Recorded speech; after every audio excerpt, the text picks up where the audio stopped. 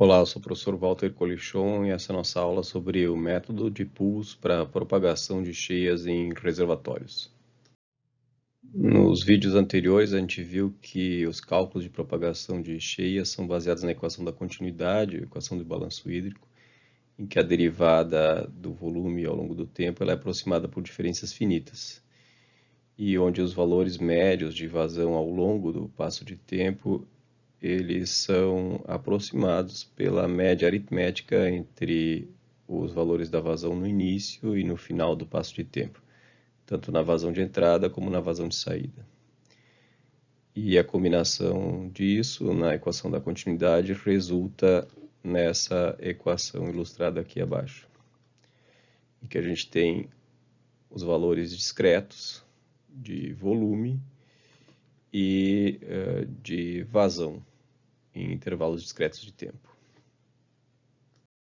A gente viu também que num passo de tempo qualquer a gente conhece as vazões de entrada, então o valor de IT e valor de IT mais ΔT é conhecido. A gente conhece a vazão de saída no início do passo de tempo, a gente conhece o volume no início de passo de tempo e a gente também conhece o tamanho do ΔT, o tamanho do passo de tempo.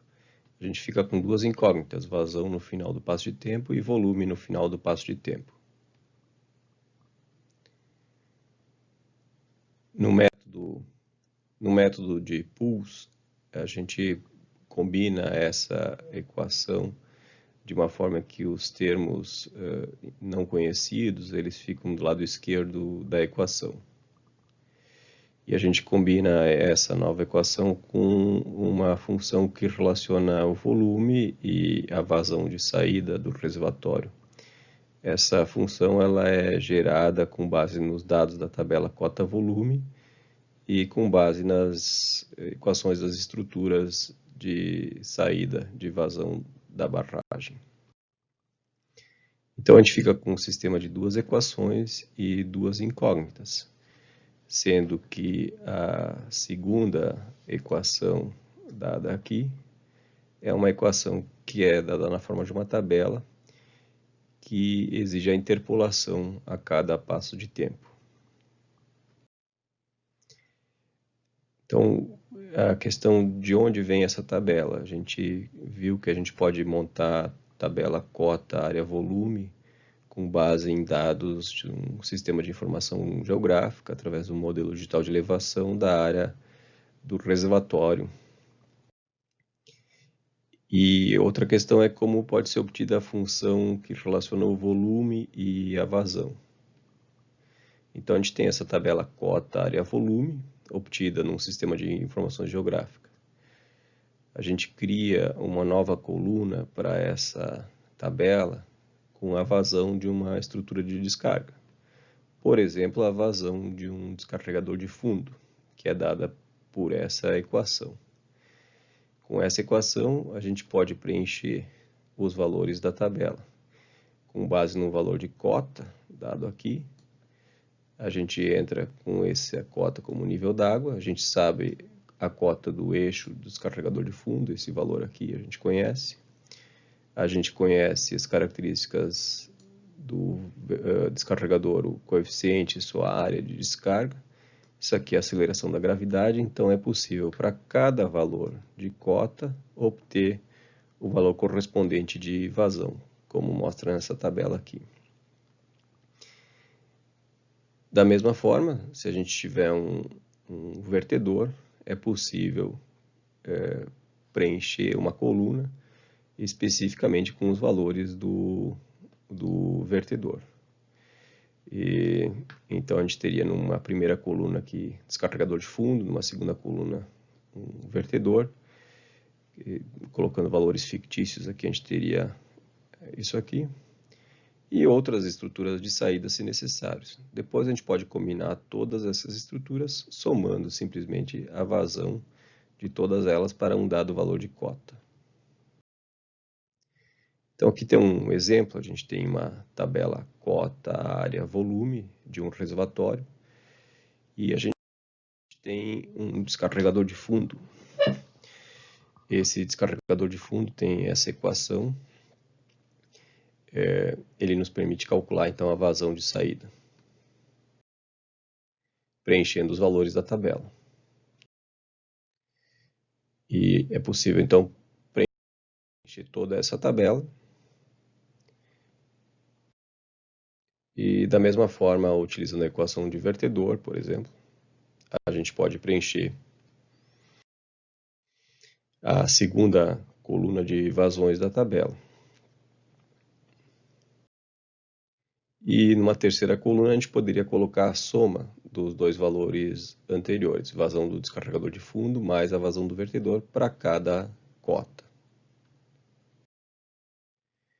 Então a gente tem uma relação volume versus vazão dada na forma de uma tabela. Desprezando essas outras colunas, a gente fica com uma tabela mais simples,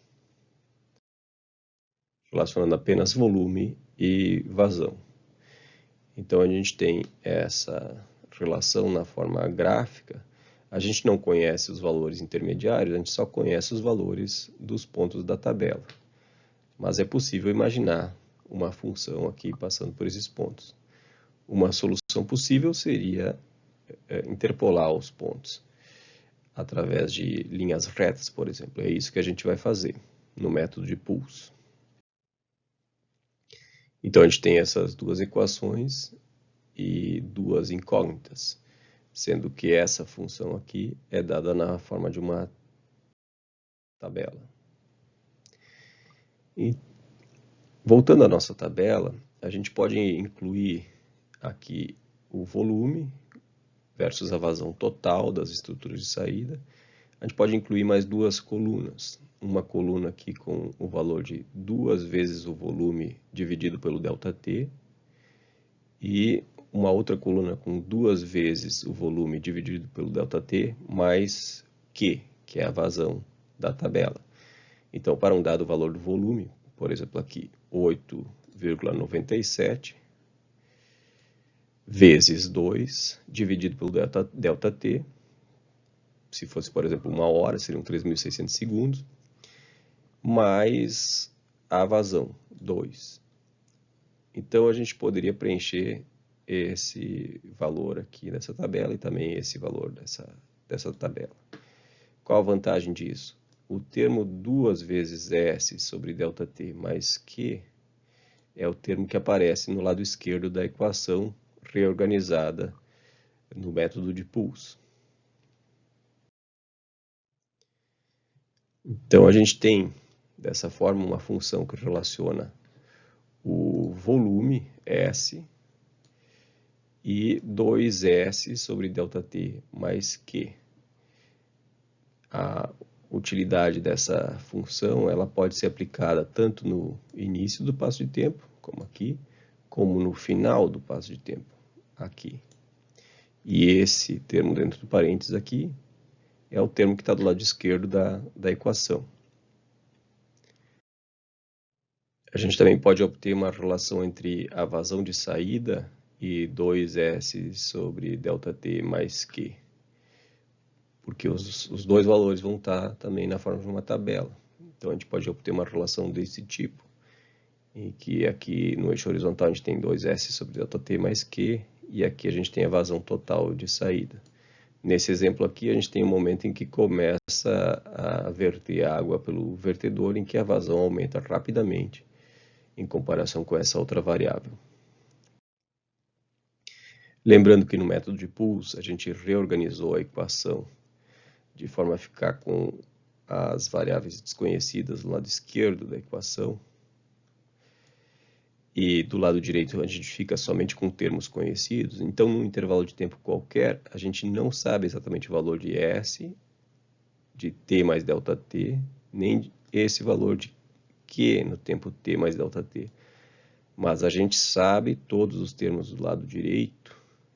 Então, isso significa que a gente sabe exatamente o valor de 2S sobre ΔT mais Q no final do passo de tempo. E a gente pode utilizar isso juntamente com a nossa tabela para obter o valor da vazão ou do volume armazenado ao final do passo de tempo.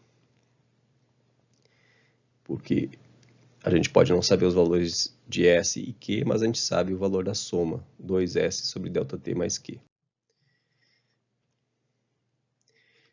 E a função que a gente tem que relaciona a vazão com 2S sobre ΔT mais Q, que é dada na tabela, ela nos permite, para um dado valor encontrado aqui, de 2S sobre ΔT mais Q. Então, aqui a gente tem esse valor conhecido. A gente pode entrar na nossa tabela e interpolar o valor de vazão total de saída correspondente, com base nessa tabela, utilizando uma interpolação linear, em que a gente aproxima os dados entre um ponto e outro como se fosse uma linha reta. Não consigo desenhar muito bem aqui, mas seria uma linha reta entre esses dois pontos conhecidos. Isso nos permite calcular o valor da vazão no final do passo de tempo. Essa vazão aqui, então, é obtida dessa forma. Uma vez que a gente obteve essa vazão, sobra apenas uma incógnita e a gente consegue resolver também o volume no final do passo de tempo. O que é necessário para o método de Puls é uma forma eficiente de interpolar a tabela. Num certo passo de tempo, a gente conhece esses valores aqui. Então, a gente obtém o valor da soma, 2S sobre ΔT mais Q. A gente procura esse valor na tabela que a gente preparou previamente. E, encontrando o valor, ou o intervalo em que ele se encontra, é possível interpolar para obter o valor correspondente de volume ou vazão. Imaginando um caso em que a gente tem os termos desconhecidos no lado esquerdo e os termos conhecidos no lado direito, e a soma dos termos conhecidos vai dar esse valor aqui, 4,1. Então, 2S sobre ΔT mais Q no final do passo de tempo igual a 4,1. A gente tem que encontrar o valor 4,1 nessa coluna da nossa tabela.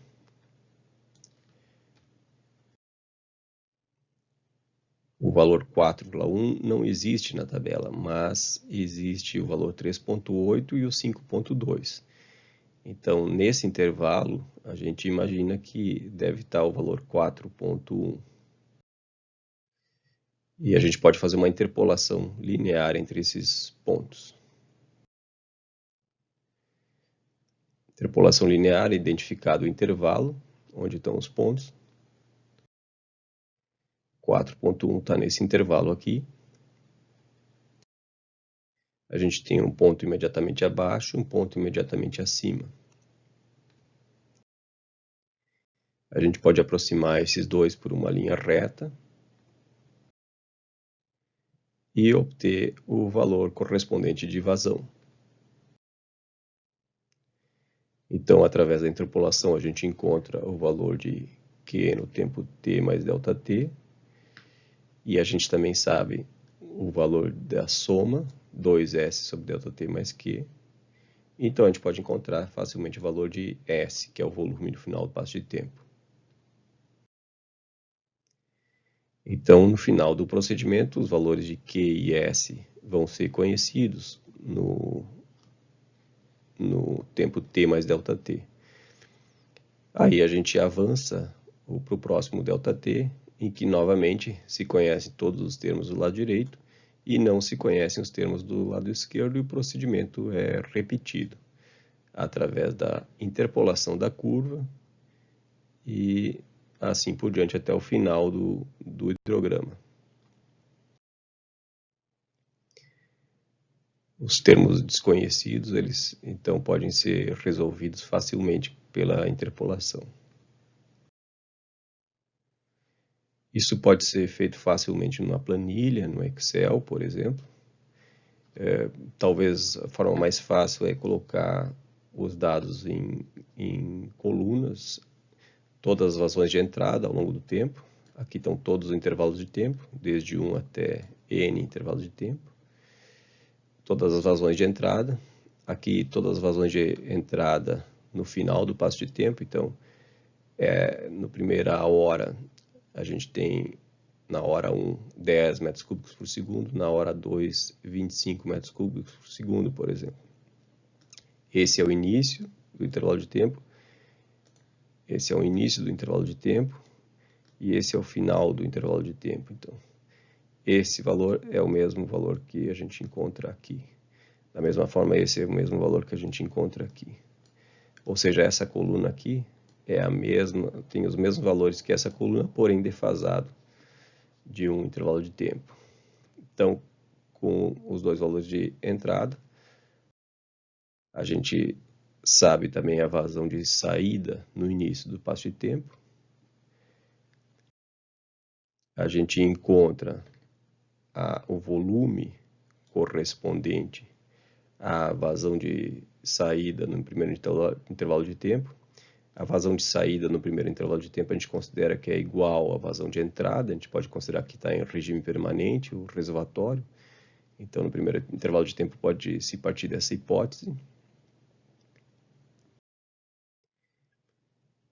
Ou seja, a gente tem os termos I, S e Q. São todos os termos que compõem o lado direito da equação. Então, é possível calcular o valor do lado direito da equação, que é o mesmo que 2S sobre ΔT mais Q no final do passo de tempo, pela igualdade da equação. Então, isso é a mesma coisa. E, através da interpolação, é possível, então, obter o valor da vazão. E também do volume no final do passo de tempo. Para o próximo passo de tempo, o valor de vazão de saída do final do passo de tempo anterior passa a ser o valor de vazão de saída do início do intervalo de tempo atual. Da mesma forma, o valor de volume armazenado no final do passo de tempo anterior passa a ser o valor de volume armazenado no início do passo de tempo atual.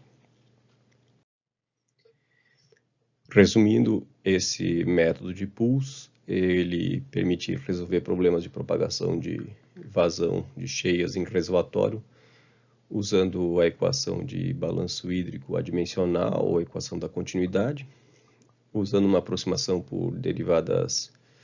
aproximação da derivada por diferenças finitas e uma função auxiliar dada pelas relações cota-volume e cota-vazão do reservatório e da barragem. O que é necessário para esse método funcionar adequadamente é uma forma eficiente de fazer a interpolação de dados de uma tabela. No próximo vídeo a gente mostra um exemplo do método de Puls aplicado no Excel.